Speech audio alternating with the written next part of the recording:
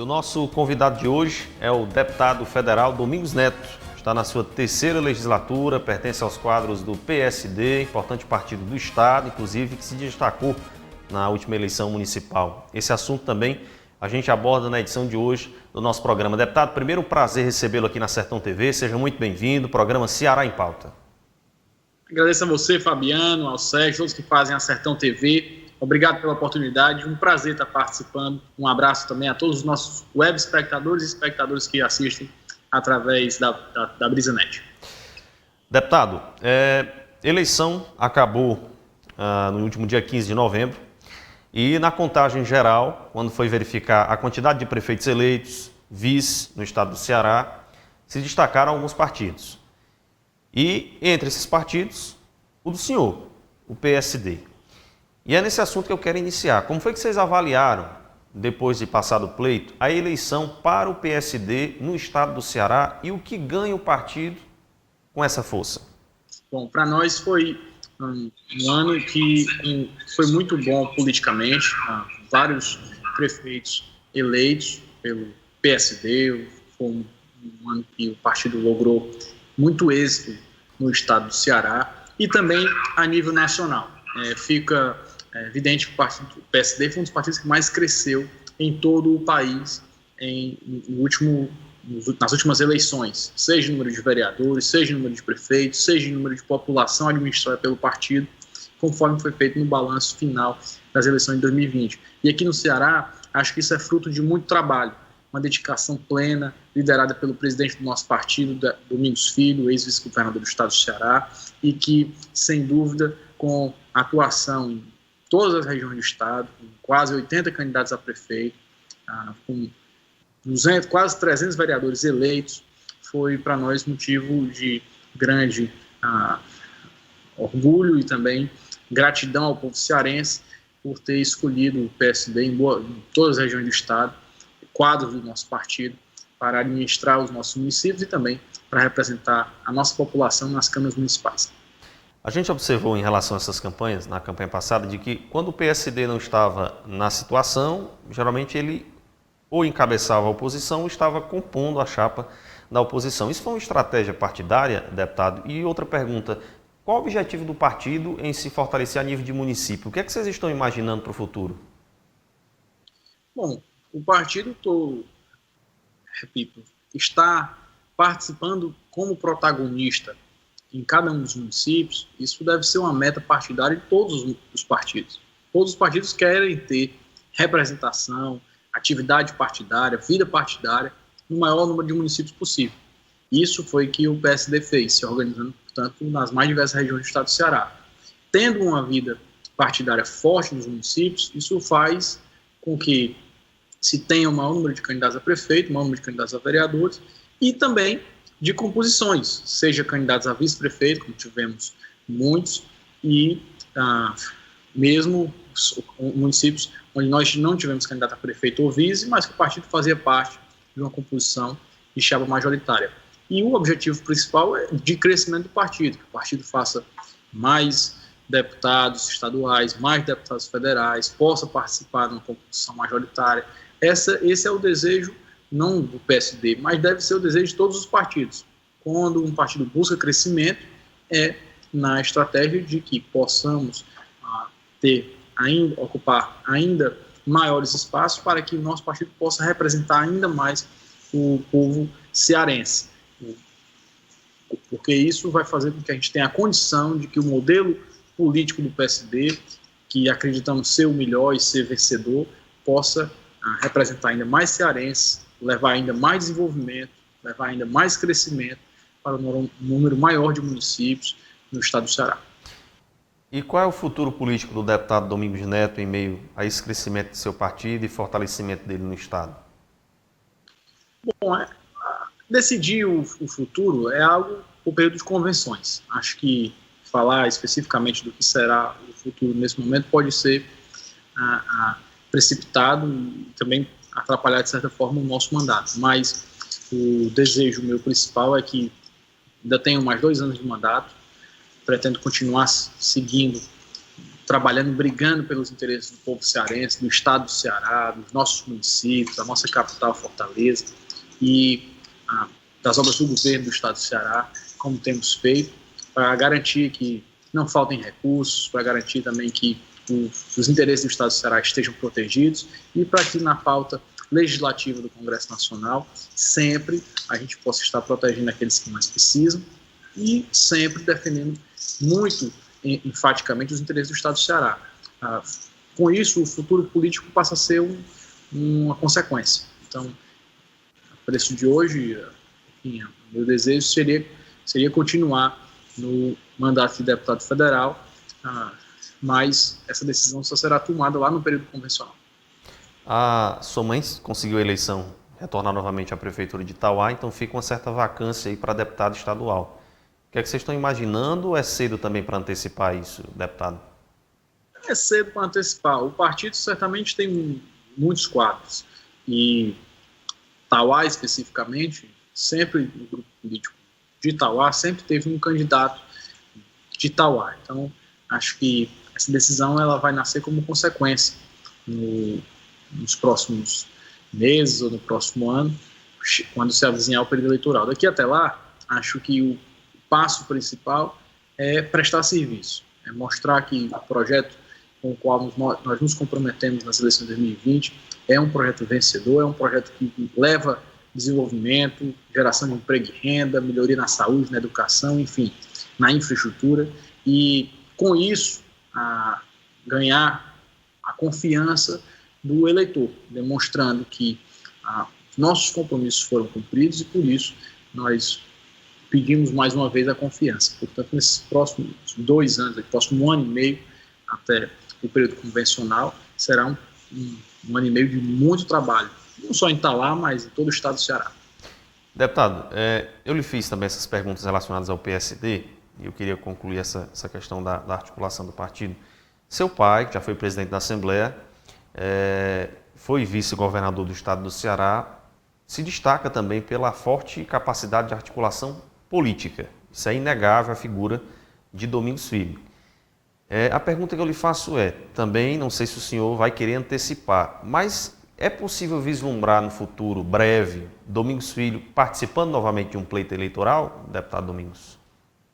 Acho que é uma consequência iminente pela vocação, pelo serviço prestado, pelo trabalho que tem, pelo grande trabalho que tem feito à frente do PSD. Tenho quase plena convicção de que ele participará diretamente no pleito eleitoral de 2022. Mas repito, para quê, aonde, em que posição, como, isso só será decidido lá próximo do período convencional. Daqui até lá, trabalhar para que se tenha serviço prestado suficiente, gratidão, enfim, ter o que mostrar para o povo cearense para que possa preceder a condição de poder ter a confiança do povo. Então, daqui até lá, todos nós, ele também, muito pessoalmente, está trabalhando diretamente a construir um grupo forte e o PSD é a base sólida principal disso. Deputado, qual é o relacionamento atualmente de seu partido, do senhor e de seu grupo político com o governo do estado do Ceará, governador Camilo Santana? E eu completaria a pergunta, o senhor se sente também que o PSD é uma força, de certo modo, hoje considerável, independente, que tem um certo conforto em relação ao seu capital político no estado, deputado? Nossa relação com o governador é a melhor possível. Temos falado com ele com certa frequência. Acho que todos percebem que tem tido um papel importante na interlocução de buscar os recursos que são necessários para as obras e projetos estaduais junto ao governo federal. Foi assim quando conseguimos liberar recursos para o Cinturão das Águas, é assim como conseguimos liberar recursos para a educação, para a saúde. Notícias boas que tivemos agora no fim do ano também, empenhamos recursos para a saúde do estado do Ceará, conseguimos agora, inclusive notícia que eu mandei hoje para o governador Camilo, e estou dando aqui em primeira mão aqui no programa Ceará em Pauta da Sertão TV, que nós conseguimos liberar o projeto da CAGES, que estava lá no Ministério do Desenvolvimento Regional, para que pudesse ser feita a operação de crédito de quase mais de 500 milhões de reais, que vai permitir a CAGES fazer várias ações de abastecimento d'água e saneamento em diversas regiões do estado do Ceará, Jericoacoara, por exemplo, Cumbuco, são liberações de debêntures que dependem do Ministério do Desenvolvimento Regional, no valor de mais de 500 milhões de reais. Então, isso, notícia quentíssima e que eu dou em primeira mão aqui a você, Fabiano. E isso demonstra que a nossa relação está sendo uma relação muito boa, próxima, e que tenho conversado com ele com certa frequência, exatamente tratando sempre dos interesses do estado do Ceará. Politicamente, também agradeço ao governador, que inclusive gravou um vídeo em apoio à minha mãe lá em Itauá, e nas mais diversas regiões, na grande maioria dos municípios, estivemos juntos no mesmo palanque. Não é possível sempre em todos, porque a realidade de cada município é uma realidade diferente. Mas temos tido um bom contato e temos falado com uma certa frequência, sempre defendendo os interesses do estado do Ceará. Eu fazendo esse papel de interceder em favor do estado lá em Brasília, junto aos ministérios.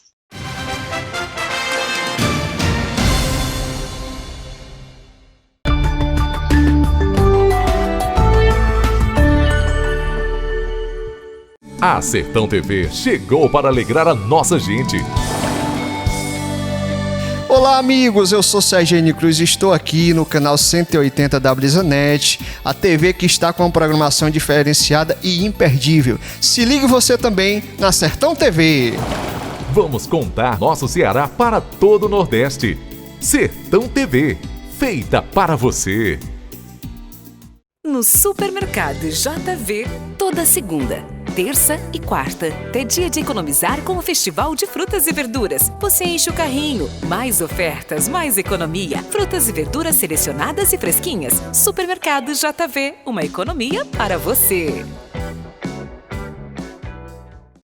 Nossa arte, cultura e nossa gente, vistos e apresentados por quem vive o dia a dia e é apaixonado por esse mundo que é o sertão. Bem-vindos ao Sertão, para ser do Ceará. www.sertãoparaserdocceará.com.br. Conheça e encante-se.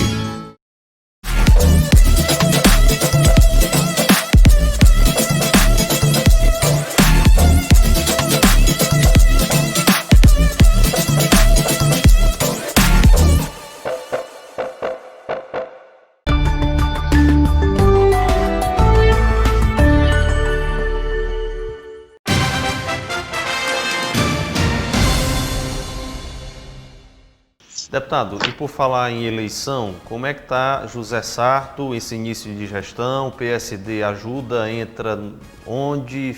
Enfim, o que é que vocês estão imaginando? De que forma também podem colaborar e dar parcela de colaboração na gestão do PDT na capital cearense? Inclusive, eu acabei de sair de uma reunião com o prefeito Sarto, com quem temos uma boa relação.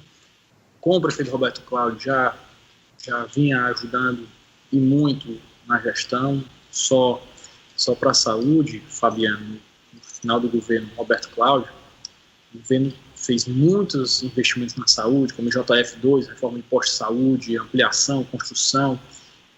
Precisava de muito recurso de custeio, nós conseguimos mais de 60 milhões para custeio na saúde de Fortaleza, que acaba atendendo a todo o estado do Ceará. Porque todos os municípios do estado do Ceará, grande parte dos municípios, recorre à Fortaleza no final das contas. Transfere o paciente para Fortaleza, manda para o IJF, manda para a HGF, e acaba que a HGF do Estado e o IJF da Prefeitura, acaba que Fortaleza, a cidade de Fortaleza, passa a ser também importante. Todos os investimentos que se fazem em Fortaleza têm também uma repercussão, sobretudo na saúde, uma repercussão para todo o estado do Ceará. E com o prefeito Sarto não será diferente.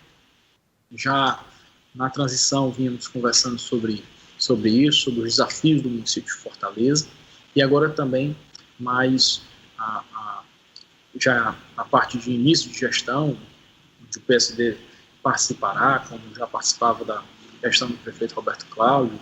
Nos próximos dias o prefeito Sarto deve estar anunciando isso. Nós estaremos trabalhando juntos, da mesma forma, buscando defender os interesses da nossa capital, lá em Brasília, e nas mais diversas áreas, saúde, esporte, educação. Nós temos grandes desafios na nossa capital e que precisará muito da bancada federal, não só do deputado Mendes Neto, onde eu vou estar sim fazendo esse papel e trabalhando muito para isso, mas inclusive conversei com o prefeito Roberto, o prefeito Sarto, da gente estar buscando trazer a bancada federal mais para perto, para que a gente possa cada vez mais buscar levar mais recursos para a nossa capital. Fortaleza, ela tem, como eu falei, se você for olhar dentro do eleitorado de Fortaleza, ele é majoritariamente feito por colônias. Pessoas que vieram de cidades do interior, ou que seus pais vieram de cidades do interior, ou que seus avós. Então, Fortaleza ela é uma representação viva do estado do Ceará como um todo. Você vê que, inclusive, nas campanhas políticas, recorrentemente, no segundo turno, os prefeitos do interior são convocados para ajudar suas colônias. Então, é por isso que investir em Fortaleza é investir em todo o estado do Ceará. Deputado, o senhor falava que agora, cada município tem uma particularidade política, mas geralmente existem comportamentos eleitorais que costumam se repetir. Por exemplo, na eleição passada, nós tivemos vários prefeitos com experiência já comprovada que acabaram perdendo a reeleição. Cirilo Pimenta, em Xeramobim, Patrícia Aguiar, em Tauá, e que agora retornam ao comando das prefeituras. Ou seja, a gente percebeu, a priori, que se a gente analisar o comportamento do eleitorado, nessa eleição específica municipal, o eleitorado ele tendenciou para a experiência, né? Ele apostou na experiência. E aí eu lhe pergunto, como é que vocês avaliaram essa situação e mais? 2022, é possível apostar mais uma vez na experiência e quando se fala em renovação, como agir também diante desse fato, em que se defende renovação, mas ao mesmo tempo você tem a experiência no comando? Bom, as eleições em 2020, não só no Ceará, mas no Brasil inteiro, elas tiveram um resultado favorável a quem tem experiência, mas não é só experiência de tempo, é boa experiência, ter o que mostrar. Muita gente também de largo caminho, mas que não tinha resultado de gestão, ficou para trás. Então, o eleitor passou a enxergar também bons projetos.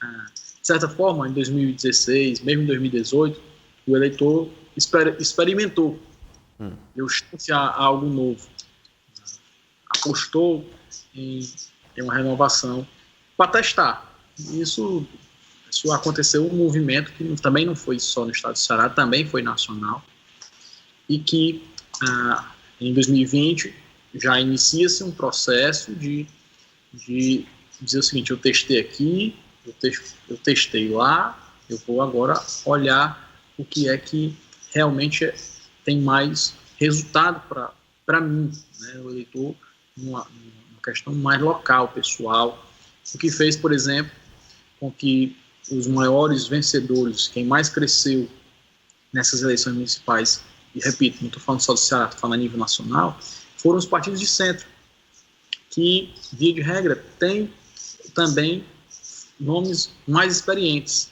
O eleitor, não só falando na questão de experiência, mas o eleitor também tendeu a fugir dos extremismos. Então, para além da questão de experiência de gestão, o eleitor fugiu muito, não houve um grande crescimento. Do radicalismo, né?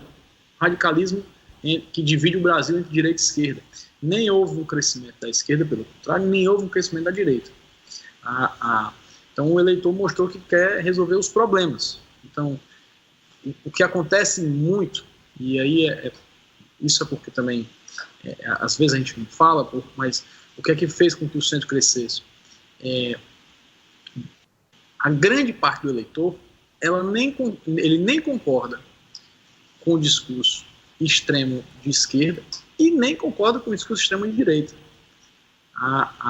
O que a grande parte do eleitor efetivamente faz e fez nessa eleição, fica claro, é dizer o seguinte: rapaz, eu nem concordo com tudo que o PT fez e nem estou concordando com tudo que o Bolsonaro está fazendo.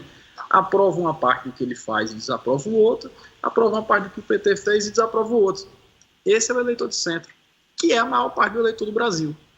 Então, Por isso que os eleitos do partido de centro foram os maiores vencedores nas eleições de 2020.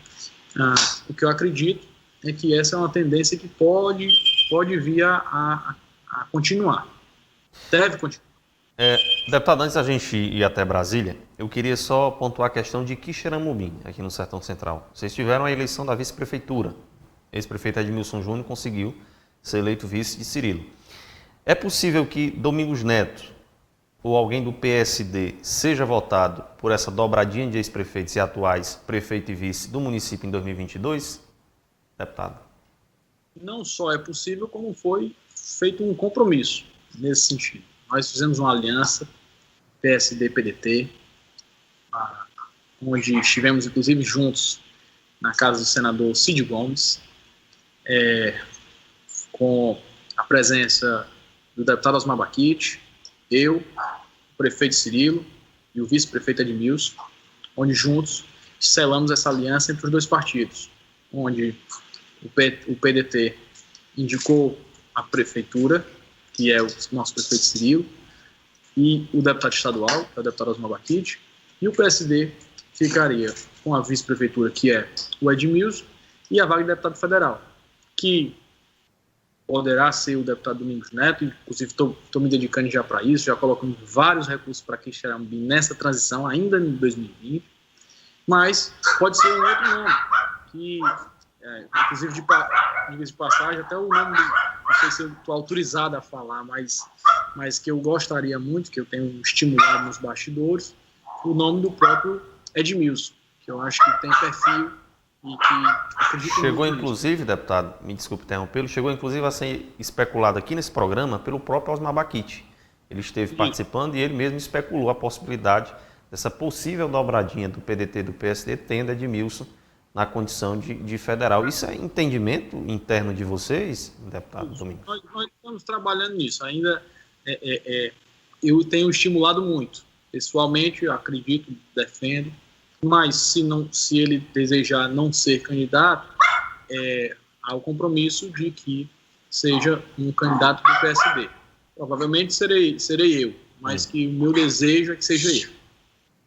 Bom, em Quixadá, vocês conseguiram eleger a prefeitura, Ricardo Silveira, né?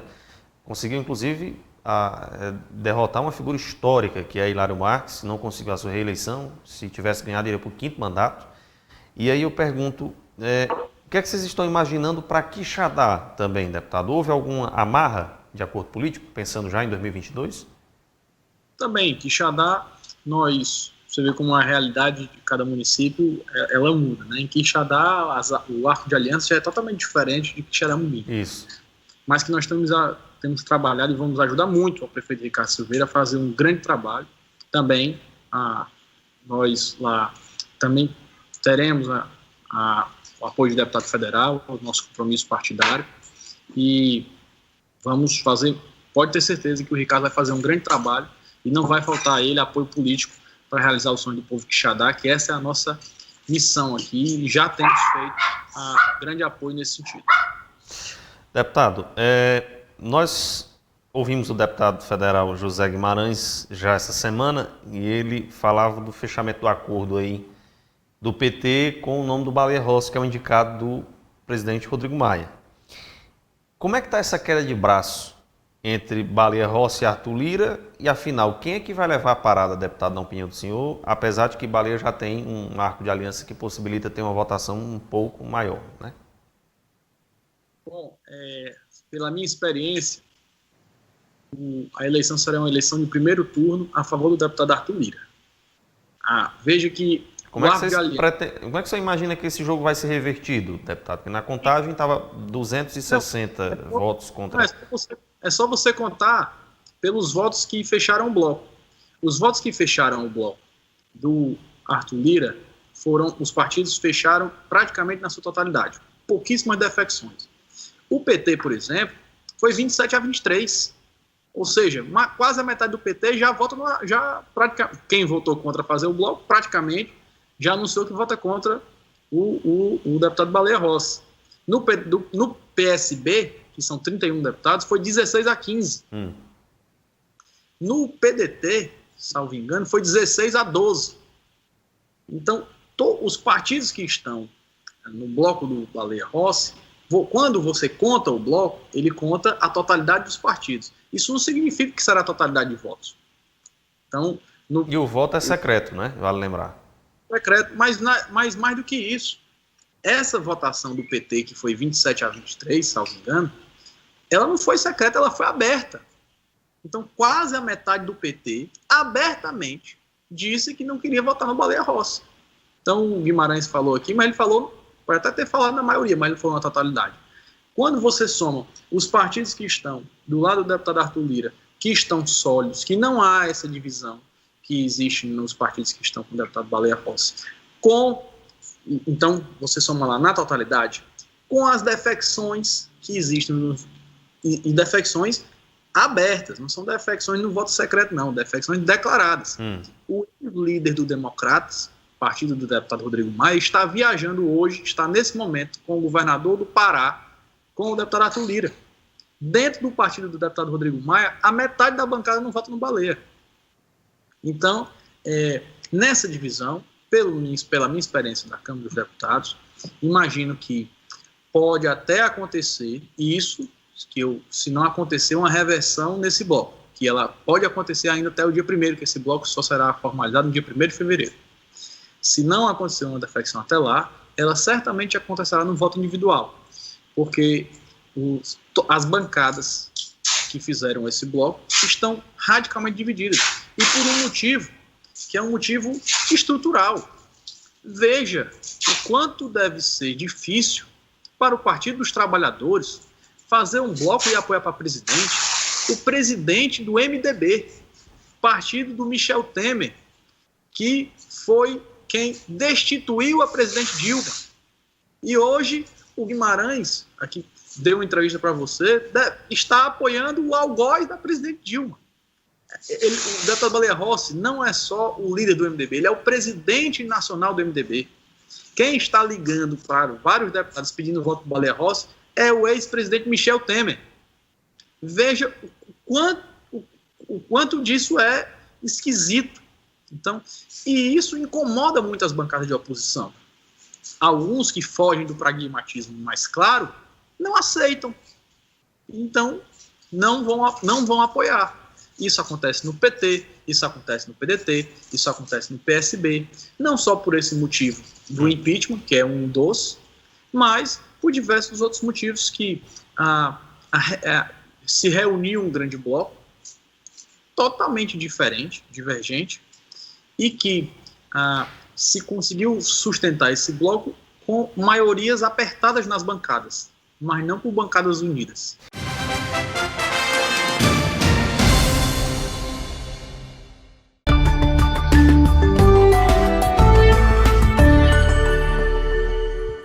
A Sertão TV chegou para alegrar a nossa gente.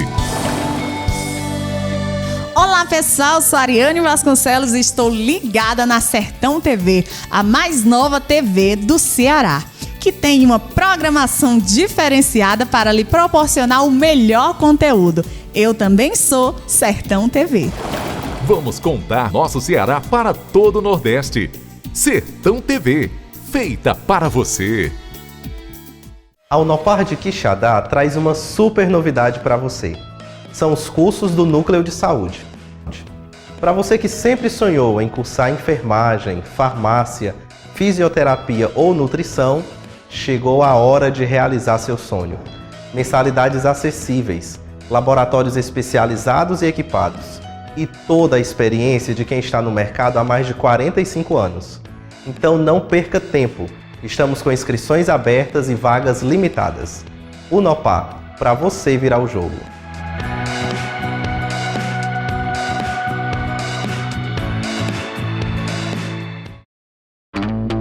Nunca fomos tão conectados.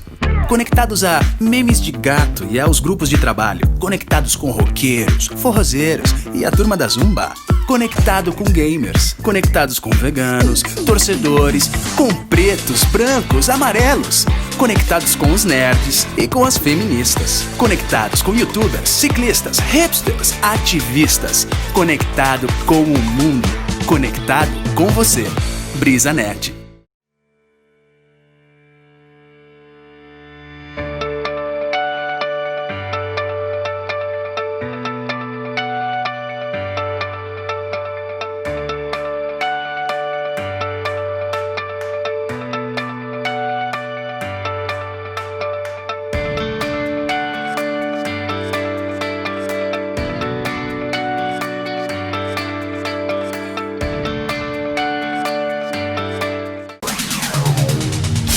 Rádio Campo Maior.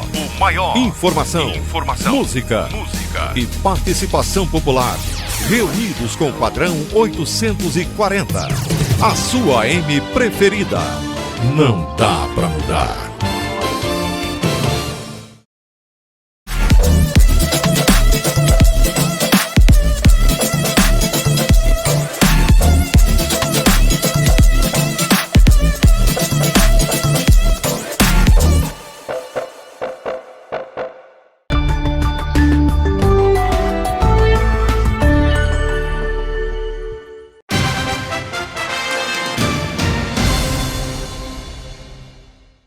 Deputado, essa etiqueta que querem colocar no Arthur de ser o candidato do presidente Jair Bolsonaro, isso não pode dificultar a conquista de novos votos, inclusive da bancada que racha, de partidos que racham, deputado Domingos? A grande diferença é que o deputado Arthur Lira, ele já tem 3 mandatos na Câmara dos Deputados. Todos já conhecem ele, sabem que não é um candidato chapado do Bolsonaro. Ele já era candidato a presidente da Câmara há 2 anos atrás e ia disputar com o deputado Rodrigo Maia, que naquele momento foi apoiado pelo Jair Bolsonaro. Então, todos sabem que o deputado Arthur Lira tem independência, prega a independência e verdadeiramente, por exemplo, tem tido nas votações o nível de fidelidade do deputado Baleia Rossi ao governo é maior do que o do deputado Arthur Lira. Então, o plenário, quem está lá no dia a dia, esse discurso que é vendido na imprensa e que é vendido que ele é o candidato do Bolsonaro, não cola, simplesmente porque nós conhecemos. Nós sabemos que a liderança dele é uma liderança independente, é uma liderança que foi construída numa relação pessoal direta na Câmara dos Deputados. Uma coisa é você construir um acordo, uma parceria política, onde se exista algum tipo, um apoio, algo do tipo. Outra coisa é dizer como se o deputado Arthur Lira estivesse sendo forjado pelo Bolsonaro, que não é verdade. A liderança dele é uma liderança independente que já existia antes do presidente Bolsonaro ser presidente. Inclusive, o Bolsonaro, antes de ser presidente, foi liderado do Arthur Lira, no Progressistas, no Partido Progressista. Então, por isso que eu acho que na relação individual, pessoal, e isso acontece na eleição de presidente, que você passa a conhecer pessoalmente, o presidente Arthur Lira passa a ganhar mais força. Veja que, por isso que isso é um dos motivos de que os rachas nas bancadas do bloco do Arthur Lira são mínimos, são ínfimos. Então, em partido com 30, 35 deputados, 1, 2, 3 votos se declaram contra. Quando, do outro lado, as bancadas estão visivelmente rachadas. Deputado, para o público de casa entender um pouco o posicionamento do PSD, como é que vocês estão hoje em relação ao governo federal? E o senhor, deputado Domingos Neto?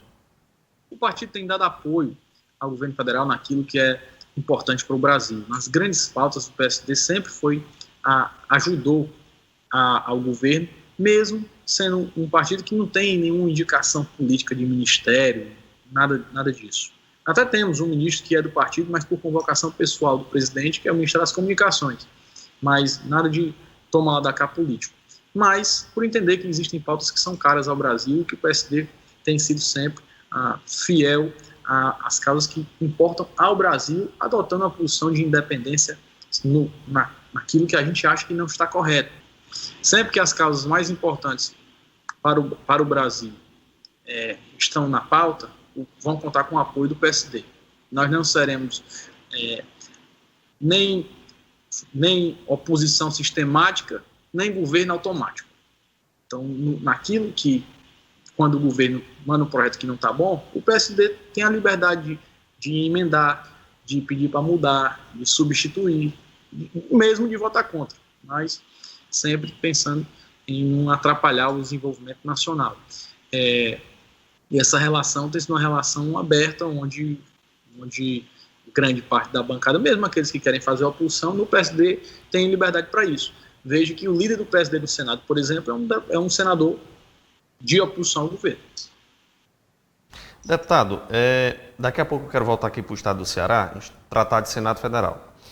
Mas ainda a nível de Brasília e a nível de Brasil, Como é que o senhor tem visto essa discussão em torno, inclusive essa semana a gente recebeu também o Darlan Cândido, que é o único cientista cearense e até semana passada era o único brasileiro na equipe da Universidade de Oxford no desenvolvimento do rastreamento genético, não é? do genoma do coronavírus. E ganhou inclusive repercussão nacional o trabalho do cearense, que é de Xeramobim. E aí a gente falava dessa questão da vacinação. Como é que o senhor vê essa questão hoje em relação à pandemia? A nível de vacinação, essa politização desse assunto e também o que se espalha em rede social e essa guerra, muitas vezes, imposta entre o governo dos estados e o próprio governo federal. Isso tem sido um desserviço à sociedade, não só brasileira, mas também mundial. É incrível, se você for olhar, como esses movimentos parecem estar sistematicamente alinhados com posições políticas que não são apenas no Brasil, mas acontecem também fora do país. Assim está nos Estados Unidos, assim está na França, na Alemanha, na Inglaterra, enfim, movimentos que se dividem politicamente e se abraçam em alguns temas. Prejuízo para isso grande é, sem dúvida, do cidadão, porque a vacinação ela passa a ser fundamental. O Brasil tem uma agenda a cumprir que estamos atrasados. Nós precisamos agilizar primeiro, tanto isso depende da Anvisa, as liberações dessas vacinas, como a compra e aquisição.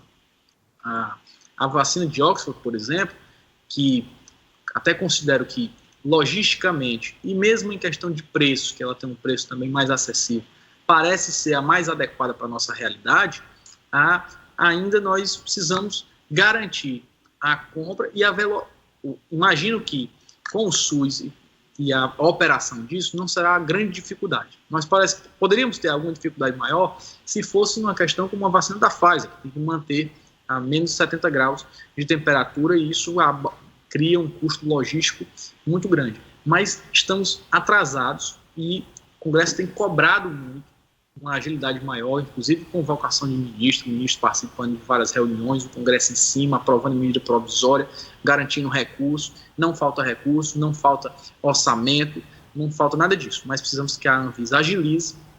Nós aprovamos orçamento de guerra para isso, nós aprovamos emergência para isso, nós vamos prorrogar a emergência para isso, tudo garantindo que não haja nenhum tipo de...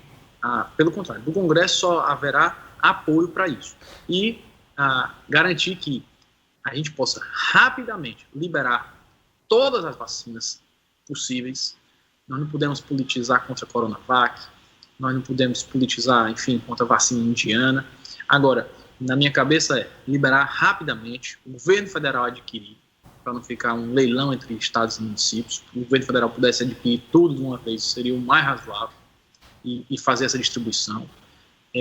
Que se não se abrir para cada estado fazer um contrato de compra e venda e tal, isso vai ficar um leilão e briga, inclusive de questão de entrega entre estados e municípios. Acho que deve ser uma pauta liderada pelo governo federal, que tem a liderança principal sobre o sistema SUS, e, num primeiro momento, 100% público. Deputado, se a gente abrir meio que um leilão, onde a gente abre para o privado contra o público comprando a mesma vacina, pode ser um problema. Se a gente libera tais vacinas que o governo federal comprou e permite que o setor privado compre uma terceira, aí pode ser que seja a sugestão. Mas a agilidade tem que ser, primeiro na Anvisa, liberar a Coronavac, liberar a Oxford, liberar a Pfizer, liberar a russa, para garantir que a gente tenha volume para comprar, porque nós não vamos comprar tudo de um fornecedor só, porque não tem. E o que os médicos têm dito é que você começa com uma vacina, você tem que fazer o tratamento todo com ela. Então, a primeira e a segunda dose da mesma vacina. Na hora que você, se for 2 doses para a população inteira, são 400 milhões de doses. A possibilidade de a gente conseguir isso em 6 meses é muito difícil. Então, nós vamos ter que pegar os grupos de risco, profissionais de saúde, segurança, professores, comunidades quilombolas, enfim, os grupos de risco que já estão regulamentados, hipertensos, idosos, portadores de doenças, enfim. E esses, a gente fazer a distribuição liderada pelo governo federal o mais rápido possível. Deputado, ainda com relação à pandemia, mais um assunto que a população espera do Congresso Nacional uma resposta, mas ainda está meio que indefinido. Afinal, auxílio emergencial Que entendimento vocês, parlamentares, têm em relação a essa questão, deputado? Todos estamos fazendo conta. A prorrogação em R$600 no valor cheio, ela passa a ter uma grande dificuldade de fechar a conta do orçamento, porque o que nós gastávamos de Bolsa Família por ano passou-se a se gastar por mês. Então, o que nós estamos fazendo e isso será feito. A prorrogação do auxílio emergencial, redimensionando para o que cabe no orçamento, isso vai ser feito, vai contar com todo... Então isso é entendimento, prorrogar o auxílio? Com certeza. Mesmo que seja mudando o valor ou também mudando algum tipo de público que vai entrar ou não. Porque, mas isso independe de caracterizar-se uma segunda onda, conforme o ministro Paulo Guedes havia dito, que só terá se tiver uma segunda onda. E aí, deputado? A onda é evidente. Assim, a posição do ministro Paulo Guedes não é a posição do Congresso. Se depender do Congresso, o Congresso vai fazer de tudo para prorrogar o auxílio emergencial. Nós temos a posição, digamos, menos fiscalista do que o ministro Paulo Guedes, que em certos momentos nós discordamos, estou falando não só pessoalmente, mas pela maioria do Congresso é evidente que não concorda com o ministro Paulo Guedes em tudo, senão a gente não estava mudando todo o projeto que ele manda, né? E nessa posição do auxílio emergencial, pode ter certeza que o Congresso está unido em garantir que se possa ter um programa de apoio como o auxílio emergencial. Evidentemente que o que pode haver é mudança de preço e de público-alvo em certos pontos. Público que entra, público que sai, fazer um filtro maior que no começo, como era algo muito emergencial, nós tivemos muitos casos de fraude. Então, quando a gente cruza a fraude, fecha o público e mexe no valor, a gente chega na conta que dá para pagar. E é isso que todo mundo está trabalhando para fazer conta, para garantir que a gente possa ter esse apoio ao povo brasileiro. Que foi importante não só para o cidadão lá da ponta, mas foi importante porque o auxílio emergencial sustentou a economia. Desde não deixar haver fome lá na ponta, ao comerciante que vendeu porque tinha um auxílio emergencial, enfim.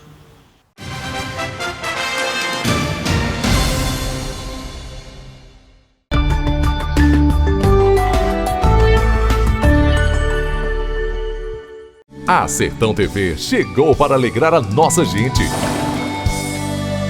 Olá, eu sou Luiane Jucá e estou na Sertão TV. E só queria te dizer que através do canal 180 da BrisaNet HD TV, você pode acompanhar toda a programação da mais nova TV do Sertão Central Cearense. O município de Quixadá também se vê aqui na Sertão TV.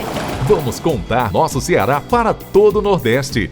Sertão TV, feita para você. Às vezes, a melhor escolha da noite é decidir ficar em casa quebrando recordes com os amigos.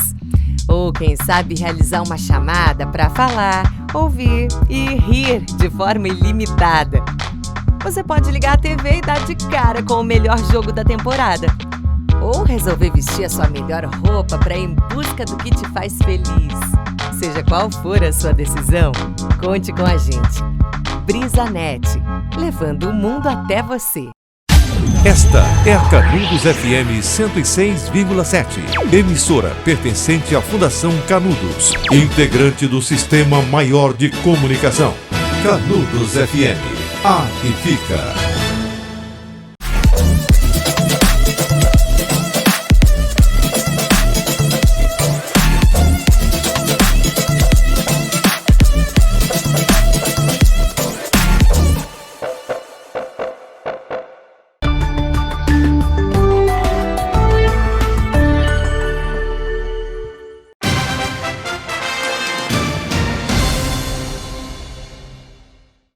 Deputado, inclusive o Renda Cidadã, né, que segue em discussão por parte do governo. Eu queria lhe fazer, aproveitando esse bate-papo, o senhor considera um balanço positivo do seu mandato nesses últimos anos e uma avaliação um pouco mais relacionada à questão de possibilidade de concorrer novamente a um cargo? A gente sabe que quando você passa muito tempo num determinado mandato, num cargo, no caso o senhor já está no terceiro, possivelmente possa disputar o quarto. Há uma certa tendência de que, com o passar do tempo, as campanhas elas se tornem um pouco mais difíceis, porque você acaba ficando muito tempo em determinado cargo. O senhor já consegue visualizar uma certa dificuldade em relação a um possível mau comportamento do eleitor? Eu não diria mau comportamento, eu diria um comportamento adverso daquilo que o senhor imagina com relação à sua permanência para um quarto mandato e avalia positivamente esse terceiro em que o senhor está, as suas ações a nível de Estado, a nível de emenda parlamentar, articulação política. Como é que está Domingos Neto como deputado hoje? Eu avalio que esse terceiro mandato tem sido o melhor mandato que tive de todos, também pela experiência, o tempo também ajuda muito, pela condição que tive como coordenador da bancada e relator do orçamento de ajudar o meu Estado, pela articulação que o PSD teve nos últimos 2 anos também com a presidência do ex-vice-governador Domingos Filho, que também ajudou muito. E acredito que, como a gente vem falando sobre 2020, em relação a 2016, que no começo, a conclusão até sua, né? Que em 2016, prefeitos experientes perderam a eleição, você citou o exemplo do Cirilo, da minha mãe e tal, e em 2020, o eleitor optou por eles de volta. Acredito que o momento mais tênue, mais difícil para os deputados que estavam no mandato foi a eleição de 2018. Quem passou por aquele crivo, certamente passou por um momento mais difícil. Para as eleições de 2022, a minha expectativa será que não será tão tensa como foi em 2018. E as eleições de 2020 demonstraram isso. Assim, pelo nível de receptividade do eleitor, não só comigo, mas imagino com boa parte dos deputados, pela demanda que você vê quantos prefeitos, candidatos a prefeito, candidatos a vereador, ligavam para mim, pediam para eu gravasse vídeo, que eu fosse no município, que eu participasse de uma reunião, que eu fizesse um pronunciamento. E hoje, os 3 mandatos, acredito que tenho hoje um grupo não só maior, mas mais coeso, mais seleto, mais forte que tive durante esses 10 anos. Então, o senhor conseguiu ampliar o arco de apoio a nível de prefeitura? O senhor conseguiu ampliar com a última eleição? Muito. O crescimento do PSD é evidente que também, em grande parte, isso ajuda ao grupo do deputado Domingos Neto e muito. Então, assim, comparar o grupo político que estava ao meu lado em 2018 com o que está hoje, é 2,5 vezes maior. Então, assim, quanto a essa questão de permanência no cargo e a rejeição que isso pode acontecer, acredito que isso acontece, fadiga de material, mas que também passa a ter uma virada. Essa virada acho que foi em 2018. Acho que o momento mais tenso já passou. Agora nós estamos em um outro momento, onde também o meu mandato chegou a um outro nível, prestando um grande serviço ao povo cearense, nos mais diversos municípios, nas mais diversas regiões, e não tenho enxergado, e passamos agora por um período eleitoral, é só você ver pelo resultado das urnas, o resultado do PSD, dos prefeitos que apoiei, dos municípios que andei, da receptividade do eleitor, enfim, acho que foi muito positivo, saldo muito positivo. Acho, assim, você perguntou como é que eu avalio, acho que esse mandato tem sido o melhor de todos. E acho também que 2022 será também um ano de grandes vitórias, se Deus quiser, não só para mim, mas para todos os filiados do PSD. Deputado, o senhor falou agora há pouco que o seu pai pode participar diretamente do pleito daqui a pouco mais de 1 ano, 2 anos. Mas também se fala, inclusive essa semana também a gente estava conversando com o amigo jornalista Edson Silva, de Camilo Santana entrar nessa parada para Senado Federal. Senado Federal, quem sabe é um futuro a ser vislumbrado aí pelo PSD também a nível de Estado do Ceará, deputado? Bom, nós estamos num arco de aliança, onde essas posições são definidas lá na frente. É evidente que se o governador for candidato ao Senado, nós vamos apoiar. Isso não deve... Se ele tomar a decisão de renunciar ao governo para ser candidato a senador, é um cenário. Ou ele pode decidir também não sair, enfim, essa é uma decisão lá da frente. Mas que nós estaremos juntos e na construção da chapa majoritária existem 3 espaços principais, acredito que o PSD possa ocupar um deles. Bom, E o Sertão Central cearense? Pode esperar o que de Domingos Neto a partir de agora, nesses novos mandatos, inclusive de prefeitos que iniciam, com esse arco de aliança ampliado do partido na região, deputado? Nós temos, inclusive com grande apoio, no Sertão Central. Xeramubim, Quixadá, Ibaretama, Riqué Carneiro, mesmo o senador Pompeu, o Choró, mesmo nos municípios onde nós estamos na oposição, mas também temos apoiado muito, todos, e em todos eles nós temos trabalhado e levado recursos para ajudar a desenvolver esses municípios. Podem ter certeza que nesses próximos 2 anos, os prefeitos da região do Sertão Central terão em mim todo o apoio necessário para prestar um bom serviço. Nós estamos com um momento onde os municípios têm uma importância muito grande na vida do cidadão, porque será o município o responsável lá na ponta pelas estratégias de vacinação no momento de pandemia, é quem tem o posto de saúde, é quem tem o contrato do médico lá do PSF, é quem tem também a educação básica do município, é quem cuida, além de tudo isso, dos cadastros feitos lá pelo município, muitas vezes no Bolsa Família, em programas sociais. E para que os municípios possam prestar grande serviço, exige-se muito que o município tenha parceria de política, porque o recurso do município não é suficiente para resolver os problemas. E nisso, nosso papel tem sido fundamental. Praticamente todos esses municípios com os quais tem uma aliança com os prefeitos na região do Sertão Central já têm recebido recursos e emendas através do meu mandato. Bom, deputado, eu queria aproveitar a participação do senhor também, uma situação que hoje, de ontem para hoje, por exemplo, houve bastante cobrança. Inclusive, é uma demanda, acredito que deva chegar também ao conhecimento do senhor, ainda problemática relacionada ao abastecimento de água, principalmente no interior do estado. Nós tivemos, por exemplo, agora, o anúncio do não repasse de recursos por parte do Ministério ao Exército e a suspensão da Operação Carro-Pipa, inclusive na região dos Inhamuns, sertão de Crateús e Cariri Oeste. Vocês, enquanto deputado, já chegou ao conhecimento dessa situação? Pretendem cobrar o governo para que isso seja resolvido? E a Operação Carro-Pipa pode voltar a ser restabelecido diante dessa cobrança, deputado? Enfim.